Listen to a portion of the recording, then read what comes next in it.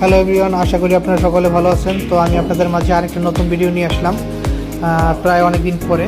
তো আজকে আমি আপনাদের দেখাবো একটা আর্কিটেকচারাল ডিজাইন আমরা যখন করি অথবা আমরা প্লাম্বিং ডিজাইন যখন করি একটা টয়লেটের। তো সেই সময় আমরা এই যে দেখেন আমরা এখানে একটা অ্যারেঞ্জমেন্ট করছি। এই আমার দেখেন যেটা ক্রস চিহ্ন দেওয়া, সেখানে আমাদের শাওয়ার জোনটা দরজা খোলার পরে দেখা যাচ্ছে। তার পাশে হচ্ছে আমার কমোড, তার একদম অপোজিট সাইডে হচ্ছে আমাদের বেসিনটা। এটা একটা অড যে আসলে দরজা খোলার পরে শাওয়ার এরিয়া।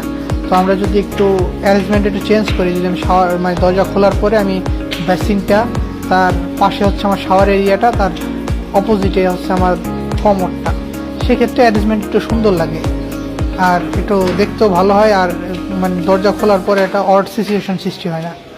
তো আমরা চেষ্টা করব এইভাবে আসলে অ্যারেঞ্জমেন্টটা ঠিক রাখার। ধন্যবাদ সবাইকে, ভালো থাকবেন।